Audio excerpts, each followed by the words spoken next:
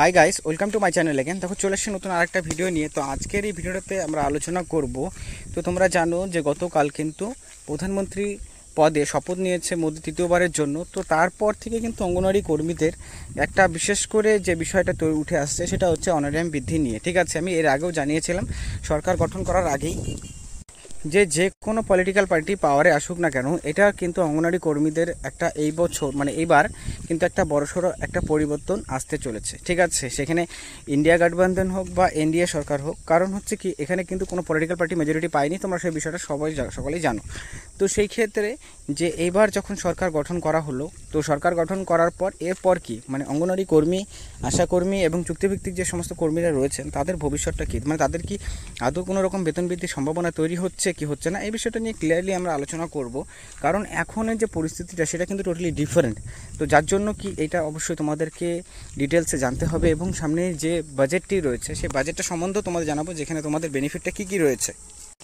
কারণ আমরা জানি যে ইলেকশনের আগে যে বাজেট পেশ করা হয় সেটা হচ্ছে ইন্টেরিয়াম বাজেট, এবং বাজেটে তোমাদের সরকার গঠন করার পর আবারও কিন্তু ফুল বাজেট পেশ করা হয়। তো সেই বাজেটের উপরেই কিন্তু অঙ্গনওয়াড়ি কর্মী, আশা কর্মীদের নজর রয়েছে যে সেখানে অঙ্গনওয়াড়ি কর্মীদেরকে নিয়ে আপাতত কী রকম ঘোষণা করা হতে পারে। কারণ সরকার যেহেতু, দেখো এটার প্রভাব তো অবশ্যই পড়েছে ভোটের আগে, কারণ যেহেতু অঙ্গনওয়াড়ি কর্মীদের বেতন বৃদ্ধি করা হয়নি, তারা প্রতিনিয়ত এ নিয়ে আন্দোলন করে চলেছিলেন, কিন্তু কোনো রকম বেতন বৃদ্ধি করা হয়নি, যার ফলস্বরূপ কিন্তু আমরা দেখেছি যে এটার ইম্প্যাক্ট ভোটের মধ্যে অবশ্যই পড়ে, যেখানে বিজেপি কিন্তু যে মেজরিটি সেই মেজরিটি তারা কিন্তু পায়নি। তো এটার কিন্তু অবশ্যই তাদের মাথায় থাকবে বিষয়টি।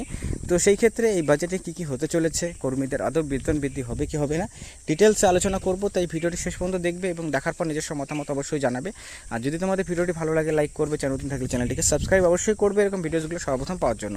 তো চলো সমালোচনা করে মেন বিষয়টা ভিডিওতে ডিটেলসে আলোচনা করা যাক।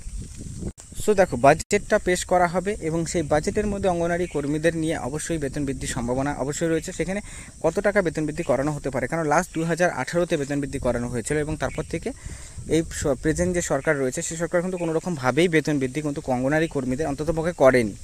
ঠিক আছে, কিন্তু আমরা ফলস্বরূপ দেখেছি যে প্রত্যেকবার অঙ্গনওয়াড়ি কর্মীদের নতুন নতুন করে কাজ যুক্ত করা হয়েছে, নতুন নতুন করে কাজ দেওয়া হয়েছে, কিন্তু অনারিয়াম বৃদ্ধির সময় কোনো রকমই বেতন বৃদ্ধি করা হয়নি। এবং শুধুমাত্র আয়ুষ্মান ভারত যে হেলথ স্কিমটি রয়েছে সেই হেলথ স্কিমটার মধ্যেই কর্মীদেরকে নিয়ে আসা হয়েছে, বাকি কোনো রকম বেতন বৃদ্ধি কর্মীদের কিন্তু করানো হয়নি, যেটা কিন্তু অবশ্যই একটা ভালো জিনিস নয়। কারণ বেতন একটা যদি মনে করো, যেহেতু তারাও এক্সাম দিয়ে পাস করে তারপর কিন্তু চাকরিটা তারা জয়েন করেছিল, তো সেই ক্ষেত্রে তাদেরও কিন্তু একটা বেতন, একটা মিনিমাম বেতন কিন্তু থাকাটা দরকার। কারণ তো সেই দিক দিয়ে দেখতে গেলে পরে বেতনটা বৃদ্ধি কীভাবে করে হবে বা কী, তো দেখো এখানে কিন্তু 2-3 হাজার টাকা মতন বেতন বৃদ্ধির হওয়ার সম্ভাবনা রয়েছে। কারণ যেহেতু এটা তোমাদের অ্যালায়েন্স করে সরকার গঠন করা হয়েছে, সেখানে কিন্তু একবারে যে বেতন বৃদ্ধি করানো হবে না। কারণ আমরা দেখেছি যে ইলেকশনের আগেও পার্লামেন্টে বিভিন্ন রকমভাবে যে সাংসদরা রয়েছেন তারা কিন্তু এই বিষয় নিয়ে কথা উঠিয়েছেন যে বেতন বৃদ্ধি করানো উচিত। কারণ প্রত্যেকটা রাজ্যতে অঙ্গনওয়াড়ি কর্মীদের বেতন আলাদা আলাদা, কাজ যেহেতু একই, তো বেতনটা কেন আলাদা আলাদা, এই বিষয় নিয়ে কোশ্চেন কিন্তু কর্মীদের মধ্যে অবশ্যই থাকে।